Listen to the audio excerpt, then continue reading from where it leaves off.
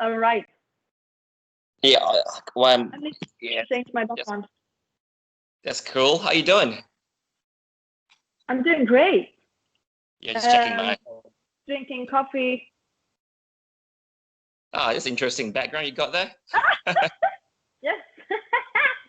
This is the fun part with Skype. Yeah, yeah. Oh, is that? Yeah, it's pretty cool. I thought you can. Sorry, I thought you can only do a Zoom camera. That's awesome. Like this is also That's, funny. that's Oh, Yeah, I like and that. Which one? which, which one do you like? I like all of them. I like the spaceship one too. I like the This is good. This is interesting. Okay, I take this one. It's Yeah. fun. Okay. I've only got my house, so nothing special. No, your hair is fine. It's okay. Your hair is fine. Okay. Yeah. So how are you doing, Elize? Oh, I think I'm doing really good. It's a great day today in Sweden. Wait, Hey, what happened to you? where did I You just go? Yeah. Where'd you go? There Uh, you go.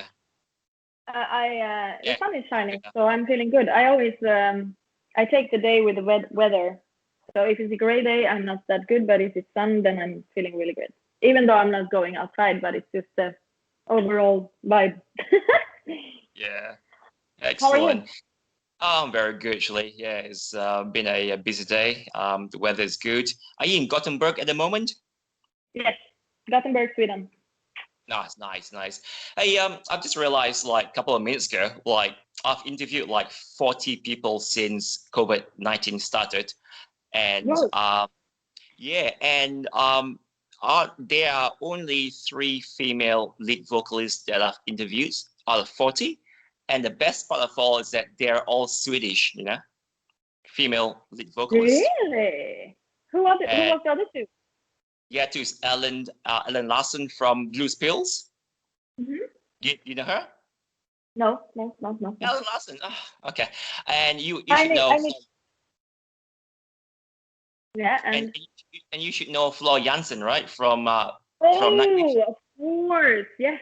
She's not living too far from here, actually. But I thought she's Swedish, right? And Yeah, no, not. but she's a Swedish citizen. Oh, yes, yes, yes, yes. She's married to a Swede from And Peloton. and I think I saw an interview between you and her, right? A couple of months ago. Is that you?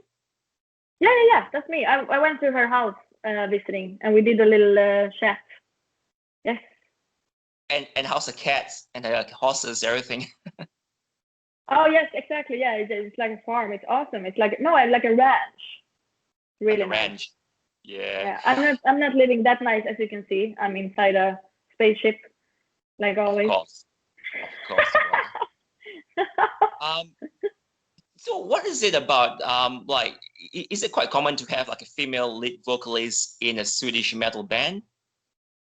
Well, when we started the band, like 12, 14 years ago or so, when we started to discuss it, it was not common Mm, at all.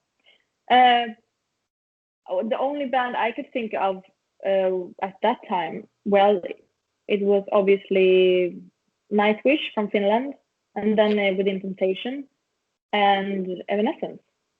Yes. And oh yeah, and Epica. So I don't Yeah. know. I think I was not so familiar with like females in metal, but I mean I grew up in a metal family, and my brother always wanted me to do metal, and I thought, yeah, sure, why not? And I met people that plays metal, and we started a band together. So I mean, it just happened. It wasn't something specific like, yeah, let's do something with a woman. Yes, cool. The name Amaranthe in Greek, it means unfading. Before it used to be called Avalanche. Um, how did the name Amaranthe come about? Well, actually, I mean, there was like collaboration with me and Olaf from Dragonland and his keyboard player Elize, who is by the way playing on the song Amaranthe, and also now on the new album he's playing on the ballad Crystalline. So he's back in business, so to speak. But and then we had well, it was more like a concept, and we were hooking up to write songs. Um, and then we got signed by a label, and the moment we got signed, before we released any songs, luckily. There was this other band from Sweden called Avalanche, and they sent an email to us saying like, hey, you can buy our band name for like 3,000 euros. And we're like, what? No, we're just going to change our name. And then Olaf came up with Amaranthe, which, because we already created the A, so we wanted a name that started with an A, and that had like, and then he came up with it, and we were like, that's even more good, I think. It's even more beautiful. It's a little bit more feminine. It's less aggressive. So yeah, that's how it came about. Yeah, because I mean, Amaranthe means unfading, which is more positive, than avalanche. Avalanche is more negative, So very, yes, exactly. It's more like, yeah, it's nothing good with an avalanche. Well, it could be cool to look at, but it also is very, very bad if you're out there getting caught by one. So yeah, Amaranth fits us much better. It's also the name of a flower, which is like purple and really beautiful, and a seed, and it's perfect. And I think it's how it was supposed to be. It's space, probably. Yeah, exactly. So the name of the album is called Manifest. The new album. So manifest could mean two things, or it could be at least two things. It could be a manifestation of something that's great, or it could be like a shaping manifest. So I would assume it's the former. Yeah. It's we wanted to use the verb, so we are manifesting our music and the meaning of Amaranth, basically. I mean, we started already with Helix, where we started to get into the core, and we described it as we founded the DNA of our music, and the purpose with the band, which has always been mixing different elements and presenting real stories, but with uplifting and a positive vibe, and like limitless expressions, but with the metal base, so to speak. And so when we started that, and the response was very good on the previous album, and we also felt really like, this is a good start, and we could take it even further. And also that we decided to lower the key to make the guitar sound a bit more heavy, and the bass, obviously, and all the key sounds, and then just continue this. That's how we could manifest a new record label, and we might reach to a new, audience. And we've had a lot of different creative processes throughout the albums, but now we wanted to this is it, this is what we are. Okay, and you said about this album is heavier as well, and it's darker as well, isn't it? I mean, so what's the reason it's gone heavier and darker than the previous albums? I was thinking about it as well. I mean, I obviously, first of all, I really thought it was about time that we changed the tuning on the album, because we started out with this more. We started out in this tuning for the first two albums, and then we changed it and we hired because to make it sound even more light. And then I missed the old heaviness, so I wanted basically to bring that back. And of course, Olaf was on board as well, obviously. And also, it has to do with that the climate around the world has changed, so it kind of inspired us to be more serious and maybe more mature. But also, of course, we always keep this kind of positive and more like fun vibes on things, because that's also very important to us to be able to laugh about serious topics. And so it was like a natural development. I think if everything would have been amazing around the world, like no problems, nothing to complain about, then our music would sound completely different. Yeah. As a vocalist, do you find it more difficult to sing at a high tempo, deeper song, or do you find any challenges at all? Well, I mean, this very high, from the previous album when I wrote this countdown. I mean, that's probably where I feel like I reached my peak. It's some kind of belt voice, where you just like throw up the tuning. But when you do that during an entire song, and especially after playing like a 45-minute set, or like you're in the middle of it, or towards the end, like after 90 minutes, then of course it takes a lot of power to be able to, for me to reach those heights. And also it depends on if you're a little bit dried out or you're having a slightly cold or something, then it's impossible to sing like that. And usually then live, it's harder for me to sing the low parts because I'm like, and when I speak afterwards, I'm like, yes, I'm here now, I'm speaking like on the top of my throat. So it's like, it's not difficult, it's more like challenging. And it's something like, it's a everyday challenge.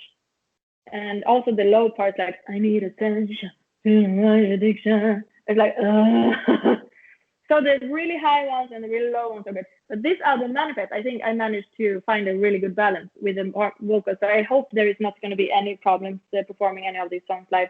Maybe the Archangel. Archangel, I fall down. You're so cool. Like. Let's see. What's that? How can you get up to falsetto E flat maybe, or in what's the highest range? Oh, I don't know actually. I'm not that nerdy when it comes to keys. I know someone posted videos on YouTube where they figured out my range. I mean, I do so many like harmonies on album, which is like, and then just to like fill out the sound. But then it's like, I don't know. I don't use my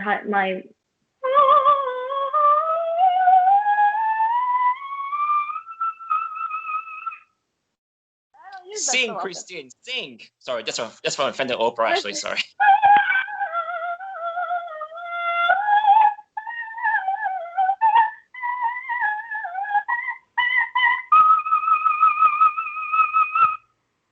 Yeah, I've done that when I went to gymnasium, high school. Sorry about that. You can cut it out. No, that I think it's just practice now. That is just amazing. Yeah, and the low is like. The Phantom of the Opera is there. Okay, sorry. I love singing. I know, and I love hearing you sing. I think you're my favorite singer now. You know. Oh wow! Thank you.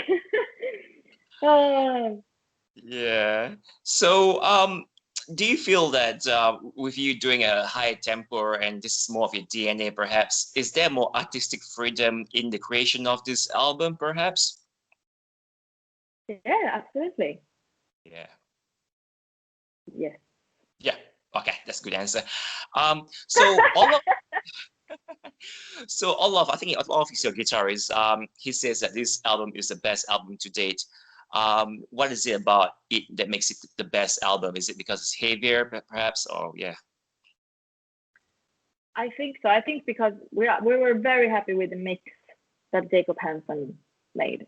I mean, there is usually some things you can think of when you listen to your own albums afterwards, and you're like, oh, but I want to hear these harmonies a little bit more, or like, yeah, there's like, oh. Because since we create the music from scratch, and also when we make the demos, there is usually, I mean, the balance could be in any way. So we know exactly all the sounds. And sometimes you can listen back and you're like, oh, but this keyboard is missing. Why is it missing? And there's a lot of things to think about when it comes to like the sound with the Amaranthe, because sometimes we have layers with like 20 keyboards. And they have to be in the right balance to create the right sound. And that's obviously a hard job for Jacob, and you cannot always be there like listening like carefully to everything. So I mean, these kind of things affect us and the way we see the final result. But this time I think that it feels good because the songs are very straightforward. It's heavier, which I love. It's a better key for Nils to sing in, which was also the idea to like change the tuning so that it would fit his vocals better than the previous album, where most of the songs were really high, and which means that he needs to sing really low or very high. But now it was more in the solid middle. I think we found the perfect balance there between me and him. And also the themes and the lyrics, we're very pleased with them. It's very honest, like it's like I said, mature, but also, when you grow older, you can also kind of allow yourself to be childish without feeling, and it's like stuff that happens when you get experience and stuff. And yeah, I think just in general, we're very pleased and happy. And to us, it has a strong message. We didn't apologize for anything or held back in any way, which also gives us the feeling that we're very pleased with the results. Yeah. So there are three singers, you, Neil, and Henrik. Neil doing the clean vocals and Henrik does the harsh vocals. Do you guys play like, does each vocal represent like a role? Like, one's the hero, the other is the enemy, sort of. Yeah, you know what I mean? No, but the fun part with Amaranthe has always been that the three of us plays the same role and we keep the same strengths, but in different. We present them in a different form, but the idea is that we are as one, like a unit. So that's the fun part. Like, for example, with one of our first songs ever, Hunger, that the Grouse is even singing that, and this is my love song, It's like, I love you. So yeah, that was the whole idea. Just like people, I guess, that you shouldn't judge the book by its cover. And this is basically the message. So whatever Henrik sings, of course, I could sing, or Nils, but yeah, it makes, of course, that's why, well, like, for example, if you would listen carefully, you would notice that, I mean, some parts I think could also have been growls and the other way around. So yeah, we try to keep it, like I said, as a unit, and we are as strong, but we present our strength in different ways with different tools. Yeah, cool. The single Viral, I believe it's not about coronavirus, right? Because that was written before the pandemic. Is that correct? It was the basics was done before the pandemic. Like, we had the title ready and the riff, but we hadn't finished the vocal melodies and the lyrics. And so we wrote that in the studio while being in lockdown. So that we already knew it was a crisis. And that's why we also turned the story. It was supposed to be about social media, but then it turned out to be more about the crisis and how people are now living through social media in this crisis. So yeah, we were aware about the situation. Otherwise, it would have been really weird. When we did the Do or Die video, though, we had no idea that there was a pandemic coming. And obviously the video was done after, because I saw a bottle of Corona there. There was a bottle of Corona, if I think. Is that correct? There was a bottle of Corona. There was a bottle of Corona. Yes. Yeah, a crash bottle. Okay, so that wasn't part of advertising then. That was just to be funny. Okay, not funny, but yeah, exactly. That was like, for some people have noticed it. I'm not sure if every person has seen that, but it's kind of clear, and it's kind of funny. Yeah, that's cool. I mean, I grew up in the music of Roxette and all the rock ballads and so forth. So naturally, Crystalline is my favorite song. But I got a feeling that, yeah, absolutely. But I got a feeling that it is a sad song. It's a very deep song. Am I correct? You are correct. Very correct. It was. I wrote the vocal melodies and the lyrics in the house in the middle of the night, and that was like a few days after my grandmother passed away. Oh, sorry. So I was very sad, but on the other hand, I wanted to make something beautiful. And so if you have that feeling, it's definitely correct. And also, like, Olaf was separated from his wife for an uncertain amount of time. So we were both like in this kind of state of mind where you miss somebody, but you should never feel alone, even that person is not like next to you in person. So that's basically what the song is about. And yeah. Oh, wow. But of course, you can make your own stories about it. Like I said, it could be about a family member, somebody passed, or somebody's just not there. And that was the case for a lot of people during the lockdown, obviously. Like, so many people were home alone, not being able to be with their people they love, etc. So yeah, it has a sad back tone, and that like I think like my grandmother was maybe co-writing the melodies from sending some ideas through my head or something, because yes, it's a very different ballad for being us. Yeah, that's true. I mean, after all, I mean, some of the best songs are very universal. It has a very universal meaning, you know. So this song has, depending on the sort of perception that you have, it could mean so many things. So Archangel, that was released a couple of days ago. Is this about the Archangel in the Bible, Michael Archangel, or is this? It's about it's based on the Paradise Lost book. Book, yeah.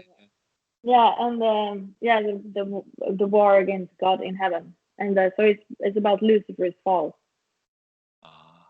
which is like basically what we also felt now when all these like really bad things is happening on Earth. Like there's fires, there's like environmental disasters and viruses and all this kind of stuff, and yeah, so it was kind of it fitted into this album, I think, where we could bring in some new elements, but still it's kind of, you know, current. If you would think that some humans are walking the earth being, you know, the fallen angels, I mean, for in good or bad.